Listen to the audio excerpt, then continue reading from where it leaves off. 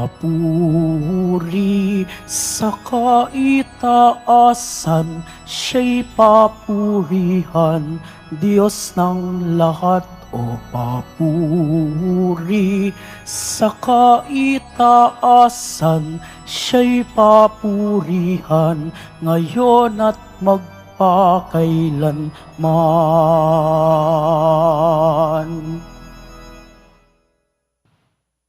Sa ngalan ng Ama at ng Anak at ng Espiritu Santo, Amen. sumainyo ang Panginoon. At sumayo rin. Mga kapatid, aminin po natin ang ating mga kasalanan upang marapat tayong gumanap sa banal na pagdiriwang.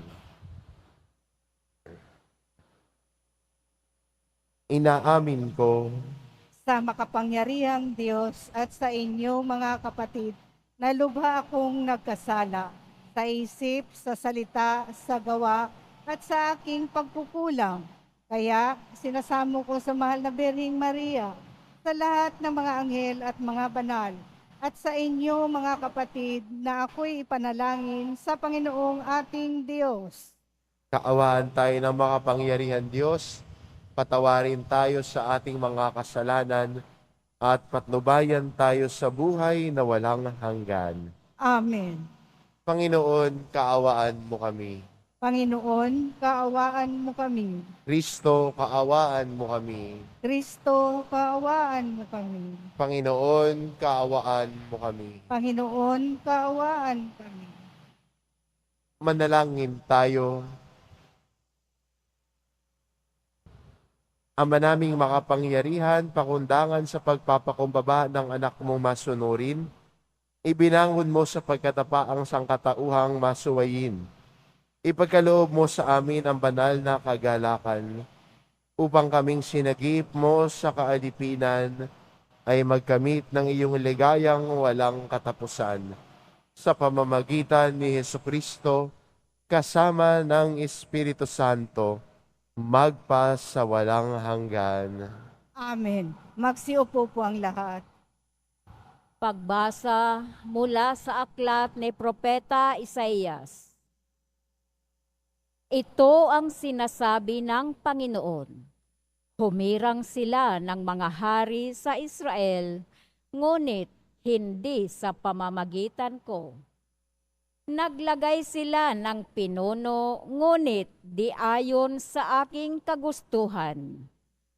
Ang kanilang mga alahas na ginto at pilak ay ginawa nilang mga diyos-diyosan. At ito ang kanilang sinamba. Itinatakwil ko ang guyang ginto ninyo, mga taga-Samaria. Nagpupuyos ang galit ko sa kanila. Kanila pa sila dapat parusahan. Ang Diyos-Diyosang iyan ay ginawa ng tao, hindi iyan Diyos. Kaya't ang guya ng Samaria ay magkakadurog-durog. Hangin ang kanilang inihasik at ipo-ipo ang aahinihin nila. Ang nakatayong mga trigo'y walang uhay, kaya't walang makukuhang harina. At kung magbunga man, iyon ay lalamunin lamang ng mga dayuhan. Dahil sa pagpaparami ng mga dambana, naging daan iyon para dumami ang kasalanan ng Ephraim. Sumulat man ako ng 10,000 kautusan, ito'y pagtatawanan lamang nila. Mahilig silang maghandog, naghahain sila ng karne at kinakain nila ito. Ngunit hindi nalulugod sa kanila ang Panginoon. Gugunitain niya ang kanilang kalikakuan at parurusahan sila dahil sa kanilang mga kasalanan. Sila'y magbabalik sa Ehipto. Ang salita ng Diyos. Salamat sa Diyos. Israel na bayan ng Diyos, papurihan mo siyang lubos. Israel na bayan ng Diyos, papurihan mo siyang lubos. Ang Diyos namin nasa langit, naroon ang Diyos namin. At ang kanyang ginagawa ay kung ano ang ibigin. Ginawa sa ginto't pilak ang kanilang mga Diyos. Sa kanila'y mga kamay nitong tao ang nag-ayos. Israel na bayan ng Diyos, papurihan mo siyang lubos. Totoo nga at may bibig, ngunit hindi magsalita. At hindi rin makakita ang mga matang sadyang-sadya. At hindi rin makarinig ang kanilang mga tenga, ni hindi rin makaamoy ang ginawang ilong nila. Israel na bayan ng Diyos, papurihan mo siyang lubos. Totoo na nga mayroong kamay, ngunit walang pakiramdam. Mga paay mayroon din, ngunit hindi maihakbang. Ang gumawa sa kanila, at pati ang nagtiwala, sana ay makatulad din ng gayong Diyos na ginawa. Israel na bayan ng Diyos, papurihan mo siyang lubos. Ikaw, bayan ng Israel, magtiwala sa Panginoon. Siya ang iyong sanggalang, laging handa na tumulong. Kayong mga saserdote sa Diyos ay magtiwala. Kayo'y kanyang iingat at ilalayo sa masama. Israel na bayan ng Diyos, papurihan mo siyang lubos. Magsitayo po ang lahat.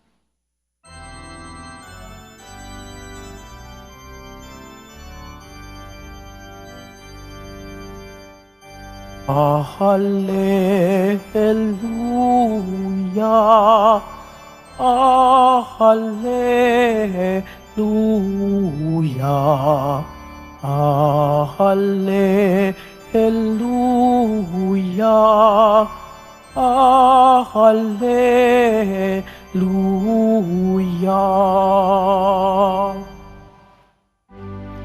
Ako'y pastol na butihin, kilala kong tupang akin, ako'y kilala nila rin. Hallelujah, hallelujah,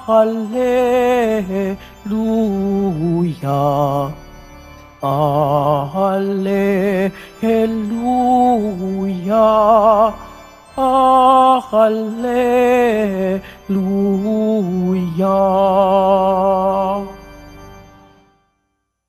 Sumainyo ang Panginoon. At sumayo rin. Ang mabuting balita ng Panginoon ayon kay San Mateo. Papuri sa iyo, Panginoon. Noong panahon ngayon, dinala kay Jesus ang isang piping inaalihan ng demonyo.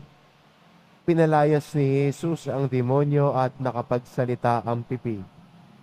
Namangha ang mga tao at sinabi nila, "Kailan may walang nakitang katulad nito sa Israel?" Datapwat sinabi ng mga Pariseo, "Ang prinsipe ng mga demonyo ang nagbigay ng kapangyarihan magpalayas ng mga demonyo." Nilibot ni Jesus ang ilang bayan at nayon at nagturo sa mga sinagoga. Ipinangaral niya ang mabuting balita tungkol sa paghahari ng Diyos at pinagaling ang mga may sakit, anuman ang kanilang karamdaman. Nang makita niya ang napakaraming tao, nahabag siya sa kanila, sapagkat siya'y lito at lupaypay, parang mga tupang walang pastol. Kaya't sinabi niya sa kanyang mga alagad, "Sagana ang aanihin, ngunit kakaunti ang mag-aani. Idalangin ninyo sa may-ari ng anihin na magpadala siya ng mga manggagawa sa kanyang aaningin. Ang mabuting balita ng Panginoon.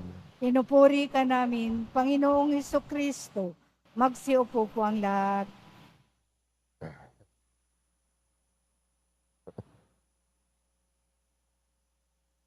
Si Jesus ay napuno ng habag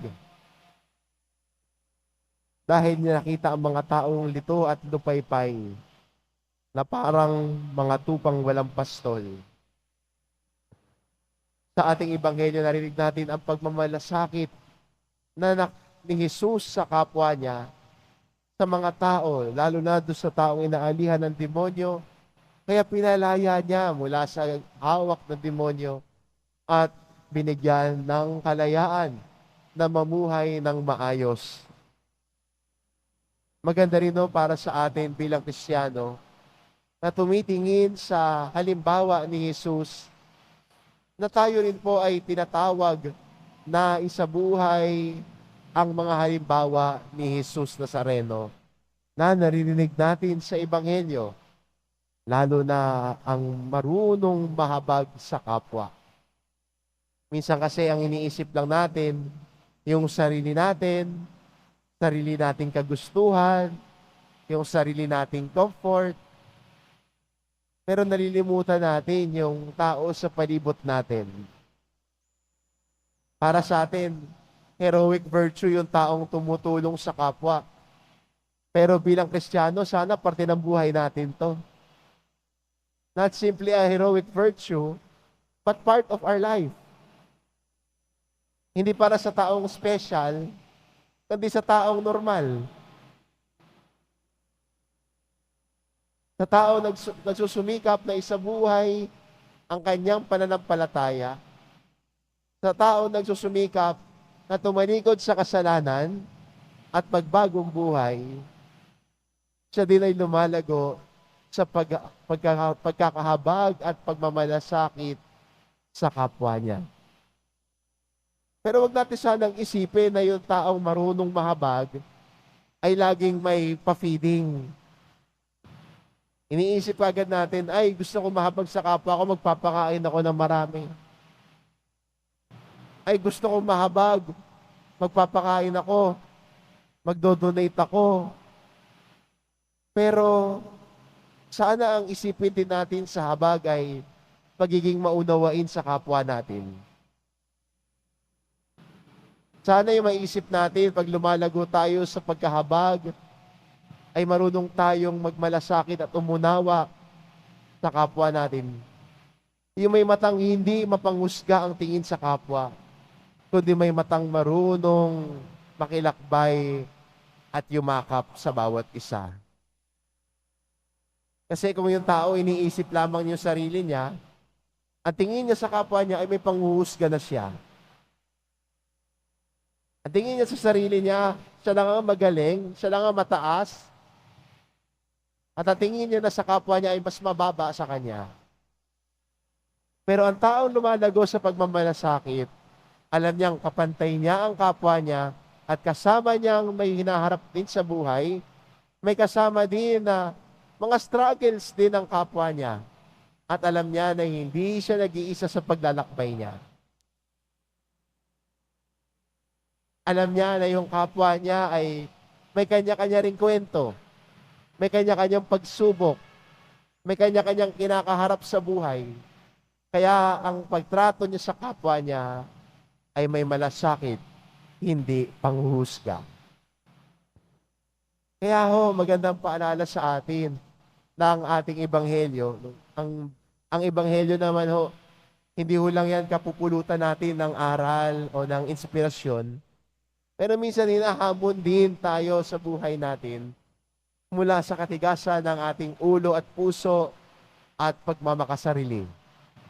Hayaan natin na ang ebanghelyo, ang salita ng Diyos, ang minsan kumatok, kung kinakailangan pukpukin, para ang ating buhay ay mabago natin at dahan-dahan nating hubugin patungo sa kanyang salita. Itong imbitasyon po sa atin ngayon ng mabuting balita At ang paanyaya sa atin, tumugon sa tawag ni Jesus Nazareno na lumago sa pagmamalasakit at paghabag sa kapwa. Huwag tignan ang kapwa na may paghuhusga, kundi tignan ang kapwa na kasama nating naglalakbay patungo kay Jesus. Amen. Magsitayo po ang lahat.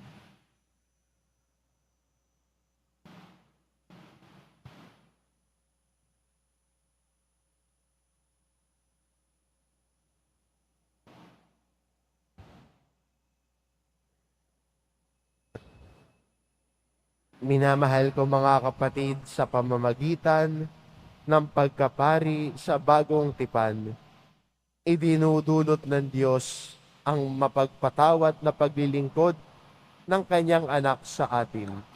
Lumapit tayo sa Panginoon ng ani at manalangin. Panginoon, magpadala ka ng mga manggagawa sa iyong anihan. Panginoon, magpadala ka ng mga manggagawa sa iyong anihan. Ang mga tinatawag sa paglilingkod sa bayan ng Diyos bilang mga pari, naway dumami pa. Manalangin tayo. Panginoon, magpadala ka ng mga manggagawa sa iyong anihan. Ang mga bansang sarado sa Ebanghelyo, naway maihanda at maging mga matatabang lupa para sa paghahasik ng salita ng Diyos. Manalangin tayo. Panginoon, magpadala ka ng mga manggagawa sa iyong anihan.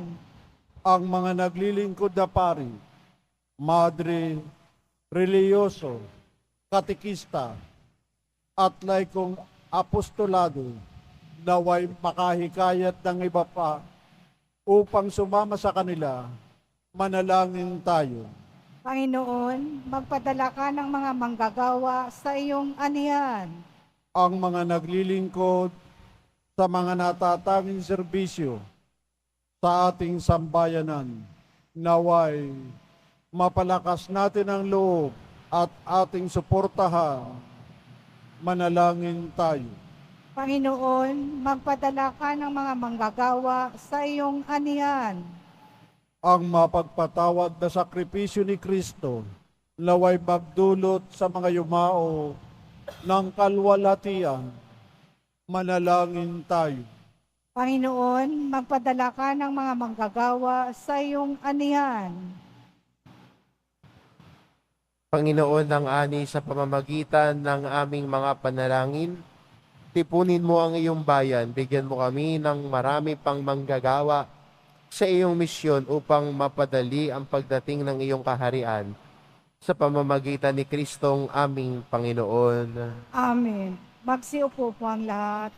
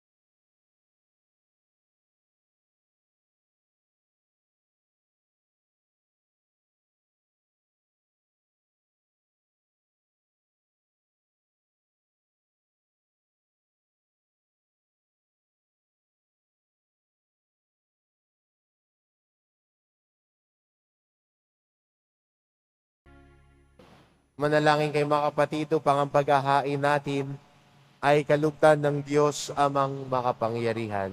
Tanggapin nawa ng Panginoon itong paghain sa iyong mga kamay sa kapurihan niya at karangalan sa ating kapakinabangan at sa buong sambayanan niyang banal. Ama naming lumikha, ang paghahain namin sa iyong ngalan ay siya naman sa amin dumalisay, upang ito ay maging pagganap araw-araw ng aming paglipat sa buhay sa kalangitan, sa pamamagitan ni Jesucristo, kasama ng Espiritu Santo, magpasawalang hanggan. Amen. Sumainyo ang Panginoon. At sumayo rin. Itaas sa Diyos ang inyong puso at diwa. Itinaas na namin sa Panginoon. Pasalamatan natin ang Panginoong ating Diyos. Marapat na siya ay pasalamatan. Ama naming makapangyarihan, tunay ngang marapat, na ikaw ay aming pasalamatan sa iyong paglingap at kagandahang loob. Ang tao'y nilikha mo't pinangangasiwa sa sansinukob. Sa hangad mong siya'y iwastong lubos, siya'y pinagdusa mo sa kanyang pagtalikod. Sa iyong pagiliw, iyong ipinahintulot na makabalik siya sa pamamagitan ni Kristo Jesus. Kaya kaysa ng mga anghel na nagsisiawit ng papuri sa iyo, nang walang humpay sa kalangitan, kami nagbubunyi sa iyong kadakilaan. Santo, Santo, Santo, Panginoong Diyos ng mga hukbo, napupuno ang langit at lupa ng kadakilaan mo. Hosana sa kaitaasan, pinagpala ang naparirito sa ngalan ng Panginoon. Hosana sa kaitaasan, magsilod po ang lahat. Ama naming banal, ikaw ang bukal ng tanang kabanalan. Kaya't sa pamamagitan ng iyong Espiritu gawin mong banal ang kaloob na ito, upang para sa amin maging katawan at dugo ng aming Panginoong Hesukristo. Bago niya pinagtiis ang kusang loob na maging handog, hinawakan niya ang tinapay, pinasalamatan kanya, pinagati-hati niya iyon, iniabot sa kanyang mga alagad at sinabi, "Tanggapin ninyong lahat ito at kanin, ito ang aking katawan na ihahandog para sa inyo."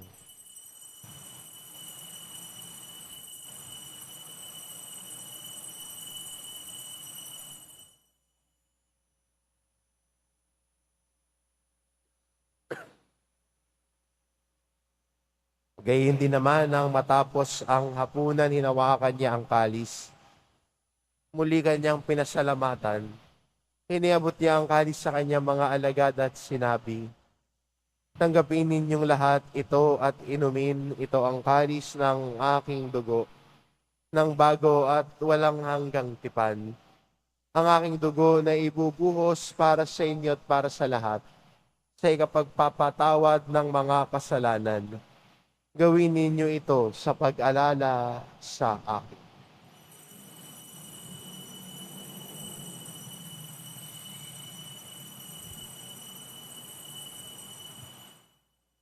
Magsitayo po ang lahat. Ipagbunyi natin ang misteryo ng pananampalataya.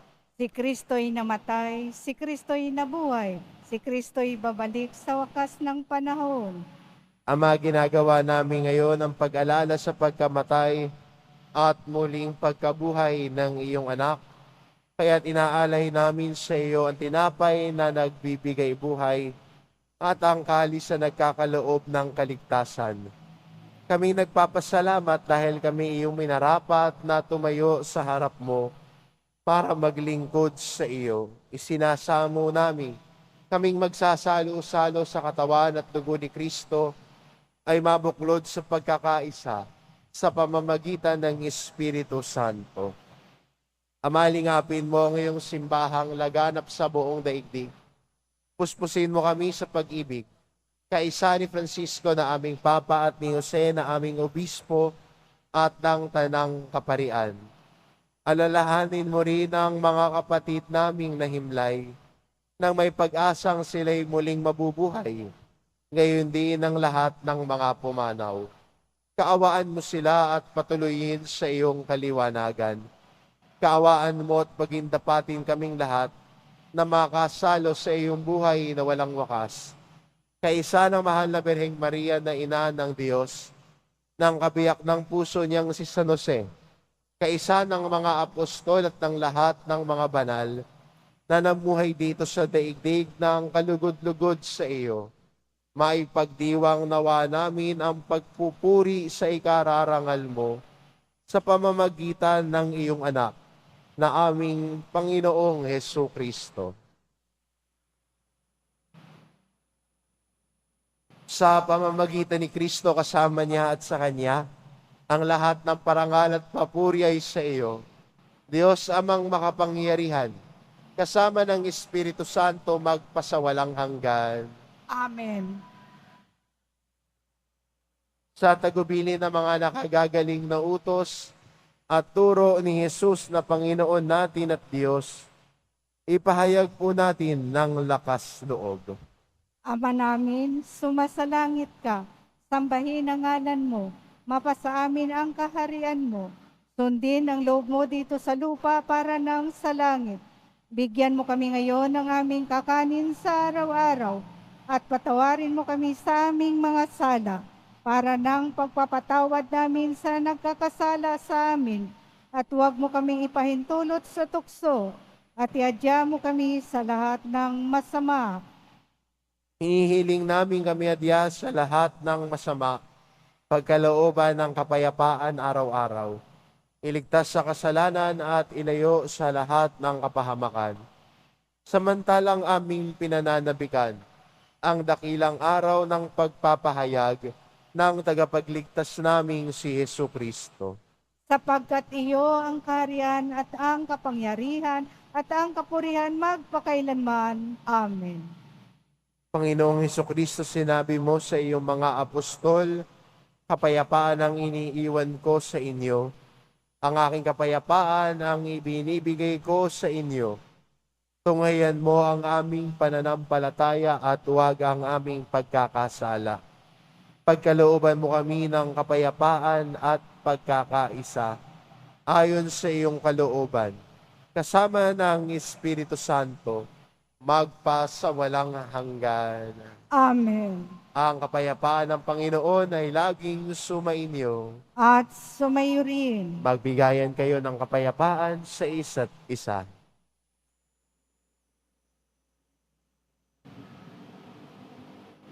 Kordero ng Diyos na nag-aalis ng mga kasalanan ng sanlibutan, maawa ka sa amin. Kordero ng Diyos na nag-aalis ng mga kasalanan ng sanlibutan, maawa ka sa amin. Kordero ng Diyos na nag-aalis ng mga kasalanan ng sanlibutan, ipagkaloob mo sa amin ang kapayapaan. Magsilod po ang lahat.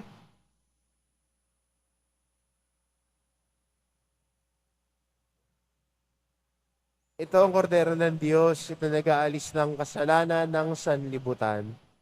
Mapalad ang mga inaanyayahan sa kanyang piging. Panginoon, hindi ako karapat-dapat na magpatuloy sa iyo, ngunit sa isang salita mo lamang ay gagaling na ako.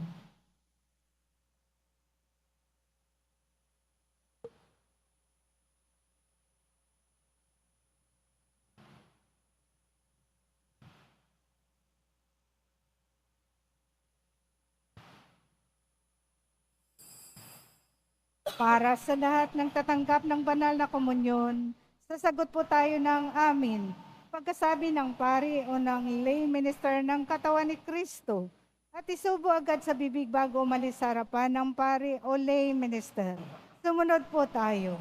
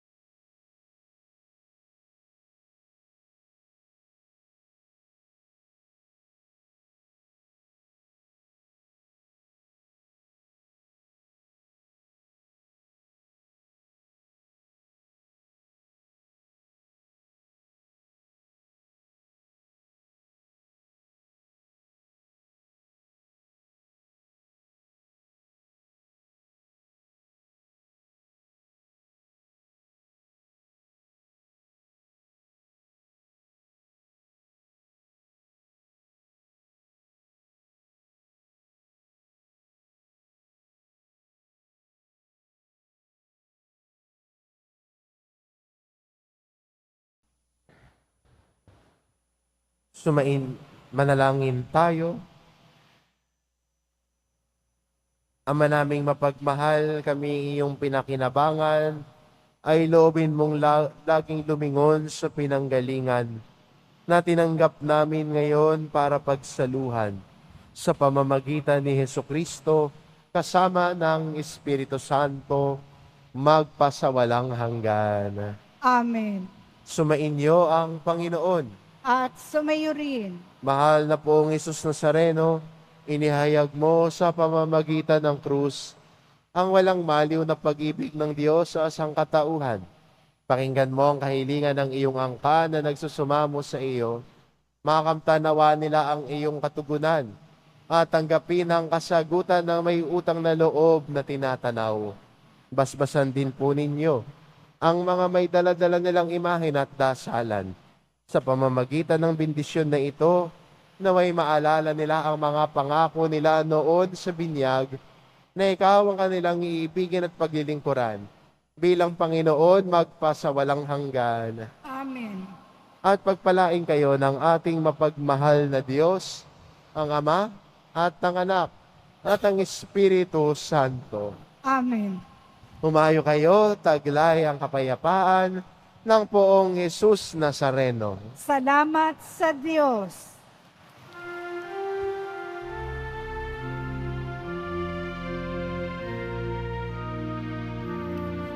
Nuestro Padre Jesús Nazareno, nasamba ka namin.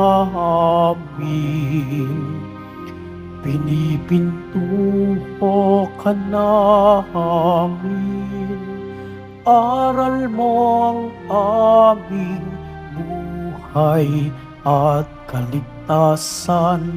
Nuestro Padre Jesus Nazareno, iligtas mo kami sa kasalanan. Ang krus mong kinamatayan ay sagisag ng aming kaligtasan. Nuestro Padre Jesus Nazareno, dinarangal ka namin. Nuestro Padre Jesus Nazareno, niluluwalhati ka namin.